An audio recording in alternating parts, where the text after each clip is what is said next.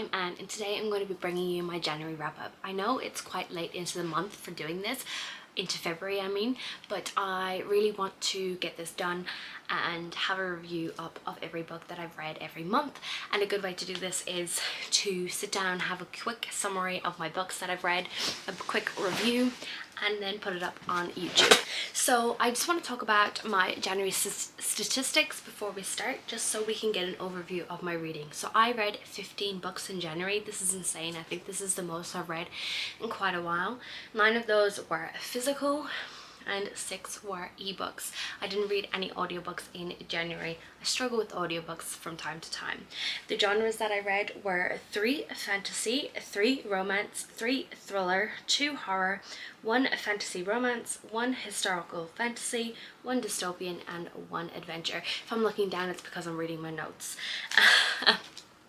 The age ranges that I read from were 13 adult novels and 2 young adult, no middle grade this month. And my ratings were 4 5 stars, 7 4 stars, and 4 3 stars. 0 2 stars and 0 1 stars, which is great. So I had a pretty good reading month. And then how I acquired these books, I had 0 from Kindle Unlimited. I had 1 2 3 4 5 6 7 from my owned library, so all the books around me. And then I had 2 from the actual library, and I had 6 advanced reader copies from authors. So that is my statistics. So I just want to go through all the books that I've read and kind of give you a quick my thoughts on them and go from there. So the first book that I want to talk about, I won't talk too much about, but because I have a vlog coming up about it very soon, but it's The Chain by Adrian McKinty. This is a thriller where we're following a mother whose daughter gets kidnapped, and after her daughter gets kidnapped, she gets a phone call from the person who kidnapped her daughter saying, if you follow these rules, you'll get your daughter back. One of those rules is you need to kidnap a child and do the same thing that I've just done to you. And it's good. I had a great time with it. I won't talk too much about it because again, I have a whole vlog coming up about it, but yeah, it was a good time. The next book that I read was Hide by Christian White. This is a 3-star read for me. So this is about a group of people who get pulled into this contest where they have to hide in an amusement park, and things go a little bit crazy. Every kind of night, 2 people get knocked out of the competition, but people start figuring out that they're not just getting knocked out of the competition. And this is a short read, and I was quite worried going into this one because I've heard not so great things about this book. I heard like everyone didn't like it. Although this is under 300 pages, it took me a long time to actually read this book. It took me about like 4 days, and I would fly through one of these in a couple of hours, and I just could not sit down to read it. I found it not as engaging as I thought it was going to be. I didn't really like any of the characters. It is very atmospheric, which it does have for it. I gave it quite high ratings for the atmosphere within the story, but other than that, there wasn't a lot going into it. There was a couple of like LGBTQIA plus representation, which I enjoyed, but other than that, I'm not going to remember this book at all, which is okay. It happens, but yeah, it was a 3-star read and it was alright. The next book that I read was The Submission by Emily Shore. This was an arc that I received from Emily, which was really highly appreciated. So thank you, Emily. If you're watching this, I gave The Submission 5 stars. I had a great time with this. This is an eagerly anticipated sequel to a series that I'm really loving, her Monstrous Boys series. And this is basically about a young girl named Quintessa. She ends up going through the veil and she meets 4 monstrous boys, and she is kind of falling in love with them, each one. So every book is following one of the different boys where she goes to their castle and kind of helps save their souls. So in this one we're following Quintessa and Mace, and he is a fae, and it is just so good. Daddy Mace, I got him. I really wanted the story of Daddy Mace, and I got him, and I was having a great time. It was so good. It's a fun, smutty, wild ride that explores a lot of things like trauma and healing, and it was really great. I really do love all of the characters within the story, but I did find that one of the characters we don't see really a lot of, and we've seen them in the previous books. So in the first one and the sequel we saw quite a bit of this one character, and we didn't really see a lot of this character in this one, which is a bit disappointing, but I'm hoping within the next one we will get to see more from this character. I don't really want to give too much away. The next one is Sorcerer to the Crown by Zen Cho. This is a 4-star read for me. I had a great time with this. This is something kind of out of my wheelhouse. It is a historical fantasy where we're following a girl named... oh my gosh, I can't remember her name. What was her name? Prunella. So we're following a young girl named Prunella, and she is in this school for women who are being taught how to get rid of their magic. And then we're also following Zachary. We're following Zachary, who is just become kind of like the most powerful sorcerer in the country because of his father has passed away, and their stories kind of collide, and Zachary decides that he is going to help Prunella and teach her magic because she is one of the very magical people. And it's a great story. I was a bit scared going into it because it is a historical fantasy and I'm not a big historical reader, but and it also likened itself to Jonathan Strange and Mr. Norrell, and I unfortunately DNF'd that at the end of last year, so I was a bit worried that it was going to feel a lot slow. It was going to feel slow and very like teeth pulling to get to the point of the story, but it is quite a bit shorter, so I was hoping that it was going to feel a lot quicker and a lot better, and it was, in my opinion. I had a great time with this one. It's quite a slow moving political fantasy set in the 1800s, and it was quite good. I had a great time with it. Prunella is quite a funny character. She's quite sassy, funny, stubborn, and she kind of does what she wants in this society, even though society is telling her that she can't, but she is going to do it anyway. And it was a great time. I enjoyed it. And this book isn't something that I'd normally pick up, but it is part of a bigger project that I'm working on, slowly but surely, but I'll get there. And yeah, it was pretty good for the time period that it was in. The next book that I read was Feuding with the Fashion Princess by Sienna Trapp. This is another arc that I received from the author, and this is a third book in the Remington Royals series, although you can read it as a standalone. Although I did read it as a standalone without reading book 1 and book 2, and I would say that if you want the whole experience of the stories of all of her siblings growing up and things like that, I would say start with book 1, but you can read book 3 as a standalone, and you can kind of go back into the other 2 books, which is what I'm going to do. I gave this book 4 stars. I had a great time with it. This is following Lucy, Remington, and Preston, and Lucy is the 3rd princess of this family, so she is the 3rd royal within this family that we're following, and she is a kind of trying to get out of the life of being a princess. She is also a fashion designer. She runs her own fashion company, and something happens where she comes to terms where her grandfather, the king, decides that he needs her to be in an arranged marriage, and she decides to do this so she can kind of gain her freedom. And she agrees to it before she finds out that who she's going to be marrying, and the guy that she's marrying is her brother's best friend Preston, who has been picking on her and bullying her the whole time.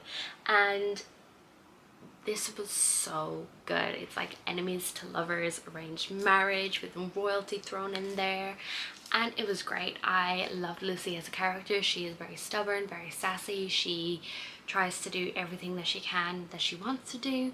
There's a BDSM club aspect to it, which I had a great time with. We also see kind of like secret identity as we go through this, and there was quite a bit of tension towards the end with another character from the series, and it was great. I had a great time with that. I don't want to talk too much about it without spoiling it, but it is a contemporary romance with royals, stepbrother or brother's best friend, arranged marriage, enemies to lovers, and it was a great time, and I had such a great time with it. The next book that I read was The Traitor Brew Cormorant by Seth Dickinson. I gave this 5 stars. I was not expecting to give this book 5 stars. So we're following Beru. She is taken in as a young child by the people who have colonialized her country, and she has been born and raised into believing the beliefs of this new country.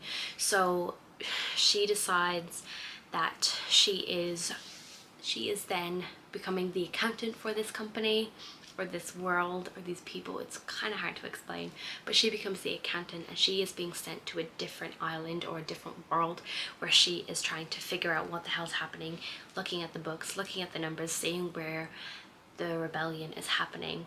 And it's amazing. The political intrigue, the kind of, you never know what Beru's gonna do. She is very morally grey. Like, one minute you think she's going to do this one thing and then it happens, but then she like pulls it out from under you because she's actually doing something else. Like, her brain works so quickly ahead of time, and she's like 10 steps ahead of everyone. It is amazing. It's quite dark, it's quite triggering. It explores a lot of things like genocide, homophobia,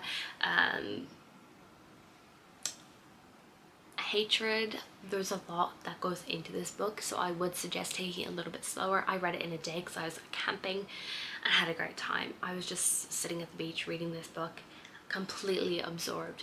I've been wanting to read this for a long time, again as part of that bigger project that I'm working on, Sorcerer to the Crown,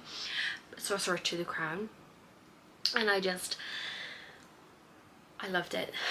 This is honestly one of my favorite books of the month. It was so good, and at the end you were left gasping because you had no idea that was how it was going to end. And I'm so excited to read book 2. Like, I can't wait to get to it. But chef's kiss, amazing set. And this is a debut by Seth Dickinson, I'm pretty sure, and it was so good. Like, he knows how to write, like, because you never know what's going to happen next. Like, you sort of flip the page and then you're like flabbergasted by what has happened. Anyway, before I keep rambling on about that book, the next book that I read was Six of Crows by Leigh Bardugo. This again is another 5-star read for me. This is another story. This is another story within the Grishaverse, and this is kind of the next duology after Shadow and Bone, and we're following Kaz Barker and his group of bandits, thieves, whatever you want to call them, and they are on this heist trying to get a man who has created a drug that affects the Grisha magic in some strange ways. So they kind of all come together. Kaz brings them all together. They're all quite different people. We've got Inej, we've got Nina, we've got Matthias. We've got quite a few people within this, and we're following all of their different points of view. And it is so good. So in this one we see like such a darker side to the Grishaverse. Like, this is quite gritty and quite dark compared to the Shadow and Bone, although the Shadow and Bone is quite YA and it is dark in a sense, but this just feels grittier. I did enjoy the like little Easter eggs and little teasers that it leaves to Shadow and Bone, so mentions of like other characters within the story and different things that happened within Shadow and Bone, which I thought was really good. And I think this is my first heist book, so I had a good time with that, and kind of cool seeing the gang come together and all the different skill sets and things within the gang that they are going to use to do this heist. I had a great time with it. I tabbed it up, as you can see. It was a lot of fun. I read this while camping again, and yeah, I had a great time with it and it was a lot of fun.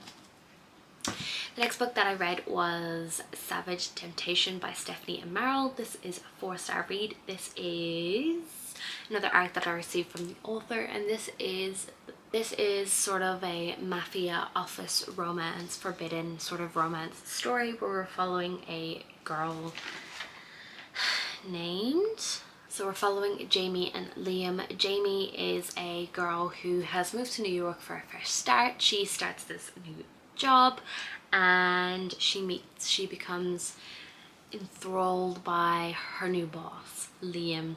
And Liam has been through quite a bit. There's a lot of trauma explained within this story. There's a lot of trauma happening within this. And they kind of have a forced proximity, enemies to lovers kind of scenario where Liam doesn't want to be with her, Jamie, but he wants her at the same time, and he's quite dark and possessive towards her, and he's like really fighting against the urge of being with her. And it was really, really good.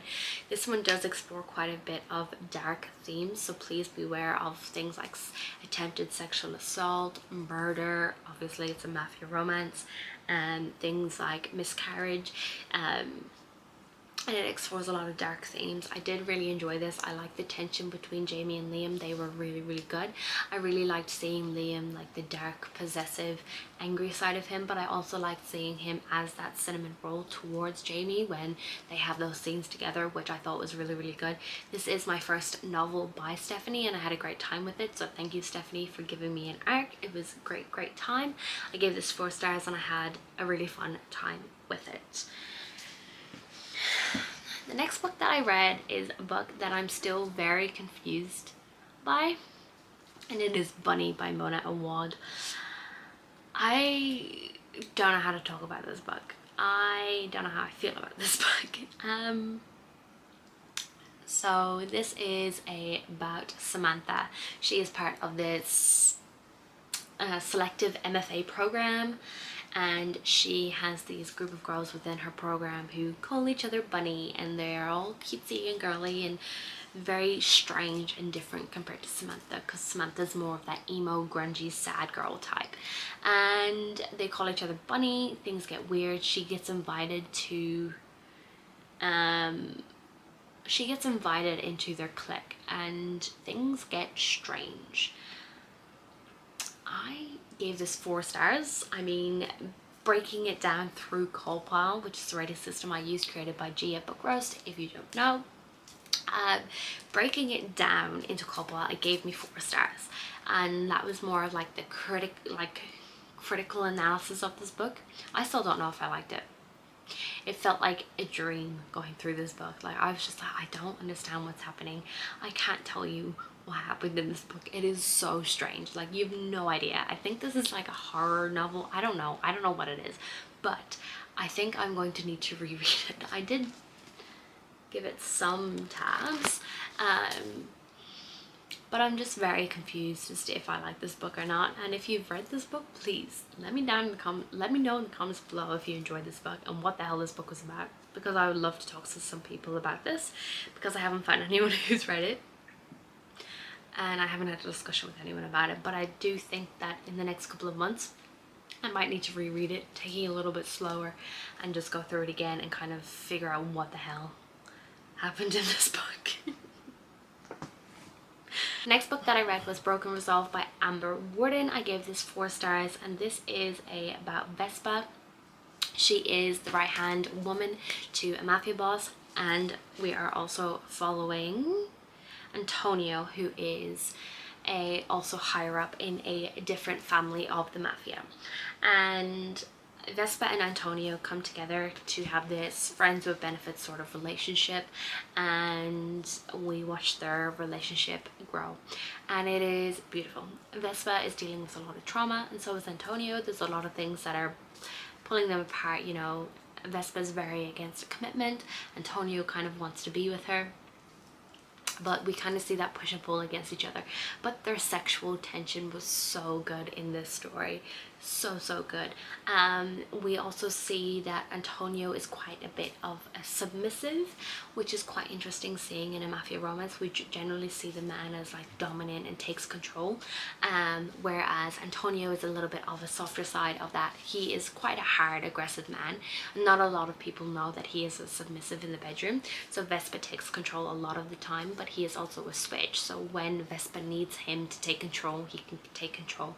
And he is also bisexual, which I had a great time with. This is also another arc that I received from the author, so thank you so much, Amber. I really appreciate it. And yeah, that's all I really want to say about that one, because it's short and sweet and it was a fun time. The next one that I read was Eternal Tide. And so Eternal Tides by Mark Burt, I gave this 3 stars. This is Mark's debut novel. He wrote it during COVID-19 when he was off work. We're following Sam, Kate and Mac, and they are on this adventure trying to find a treasure that has never been found before. And chaos ensues where enemies of Sam and Mac come forward and try and take things away from them. And yeah, so Kate is a YouTuber, and she is like a historian YouTuber, so she kind of talks about the history and explains what they're doing, which is quite interesting. I like that aspect to it. But I did find that although it was fun, quirky, adventurous, I did find that the author held a lot of crutch words and was quite repetitive within the writing. So in one paragraph, like, they would basically, in this long paragraph, will be saying the same thing over and over again. So I did find that the novel did need a little bit more editing, but it was a fun, adventurous time. Things got a little bit creepy every now and again with certain things that happened, and it was a great time. I had a good time with it, and I gave it 3 stars. The next book that I read was Silence of the Lambs by Thomas Harris. I have been obsessed with the Hannibal series as a whole. When I watched the movies when I was a teenager, I fell absolutely in love with these books. I had a great with the movies, so I thought when I start collecting the books that now is the time. I read Red Dragon a couple of years ago, and I had a good time with it. I think I gave that one 3 stars as well. I gave this 3 stars too. I did find that it was quite slow. The movies, obviously it's a movie, so it's more fast paced, a lot more things happen, there's a lot more to see, whereas this was just that little bit more slower. It took me quite a bit longer to read. I did enjoy the perspective of Buffalo Bill within this. He's always creeped me out, so this was quite creepy, following him and seeing his mindset within this story. And I did find that there was a lot of fat phobic comments within this book, but 3 star. It's quite old. It was published back in 1989, so you're kind of expecting that with the fat phobic comments. Clarice Starling was quite a meh character to follow, but it is what it is, and I'll continue with the series because I do love the movies and I do want to see the original work of Hannibal Lecter, obviously. The next book that I read was You Can Run by Elsie George, I think. Yes, so I gave this 4 stars. This is a thriller novel where we're following our main character. We're following our main character who, as a child, escaped her murdering father, who actually murdered her mother and her sister. And she has grown up, she's lived with that trauma, she has changed her identity, and she has moved away. And now she is an adult in herself. She is grown, she is married, and she is dealing with that trauma. When all of a sudden her father is released from prison, and then murders start happening again that are very similar to her mother's death. And she believes that her father is coming after her. And that's just the crux of the novel, and the novel goes so many places that you're not expecting. It was so twisty, it was so turny. I really liked Rachel as a character, and as Rachel's kind of going through her anxiety and really trying to figure things out, you're not sure whether what she's saying is happening, and you don't know if she's over exaggerating or if she's actually telling the truth. And in this story, like, you're very unsure of who to trust within this novel, but it was great. I had a good time with it, and yeah, I loved it. I really would recommend it. It is a lesser known author, but if you're looking for something that's twisty, turny, kind of serial killers, hidden identity, hiding away, this one is definitely something that you should check out. The next book, which is also one of my favorite books of this month, is Ballad of Songbirds and Snakes by Susanna Collins. I was a bit worried going into this one. Like, if you don't know what this is about President Snow. This is like the prequel story to the Hunger Games, and we're watching President Snow kind of grow up and how he is the mentor for the 10th Hunger Games. And he is the mentor of Lucy Gray Baird, and she is from District 12. I didn't know what I was getting into when I decided to read this book. I wanted to check it out because I do want to watch the movie, and I'm really excited to watch the movie now because I am in love with this story. I tabbed it up again. I'm in love with it, and I love this cover. So this book sheds so much light on President Snow as a character within the original trilogy. Although you still hate him because of the decisions that he makes and things that he does within the story, you understand. Like, you see the trauma that he went through the war as he was growing up, and how he's lost his mother and how he lost his father, and how he's living with his grandmother who's kind of going a little bit kooky, and kind of the privilege that he has, and kind of also the trauma that he went through. And kind of in this story you see how he has kind of created the Hunger Games, and how he influenced the Hunger Games into what we know it to be when Katniss and Peeta are competing. And it's crazy, and you can kind of understand why he has such a dislike to Katniss when the Hunger Games in the original trilogy. So it just gives a lot of background knowledge and understanding into Snow, his thinking. It's not a redemption arc for Snow. Like, you still hate him at the end of this book, but it was so good. I had such a great time with it. It explored so many things that are still relevant to this day, things like war, privilege, colonialism, slavery, all that kind of thing. It talks about so many things, and it is amazing. And I really want to go back to the original Hunger Games and read that, because this is so good. And the last book that I read in January was Practical Magic by Alice Hoffman. So this is a family saga following sister witches, and we're kind of going through their story. It doesn't really tell you a lot in the back. So as sisters Gillian and Sally, forever outsiders in their small New England town, teased, taunted and shunned for the sense of magic that seemed to hang in the air around them. All Gillian and Sally ever wanted was to get away. Years later, tragedy brings the sisters back together. They'll find that no matter what else may happen, they will always have each other. Honestly, that's all the story is. Like, we start following Sally and Gillian as children. We see how Gillian, everyone falls in love with her, and Sally, she's quite shy and reserved, and she takes over everything and takes care of her sister and cooks dinners and is very like that. And when they finally get away, Sally is kind of the same type of person, and Gillian is in all these different relationships, having sex with all these different people.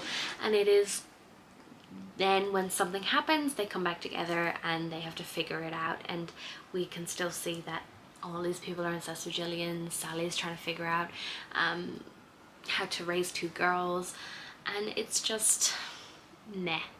Like, I didn't see why everyone loves this. I know everyone loves the movie. I'm not sure if everyone actually loves this book, but yeah, it was alright. It was fine. I read it, and it is what it is, and that's as all you're gonna get from me. I didn't really like it. I gave it 3 stars, and yeah, it was fine. So that is the 15 books that I read in January. What did you read in January, and what was your favorite book in January? Let me know in the comments below. If you like this video, make sure you give it a like and subscribe if you want to see more content from me. Bye!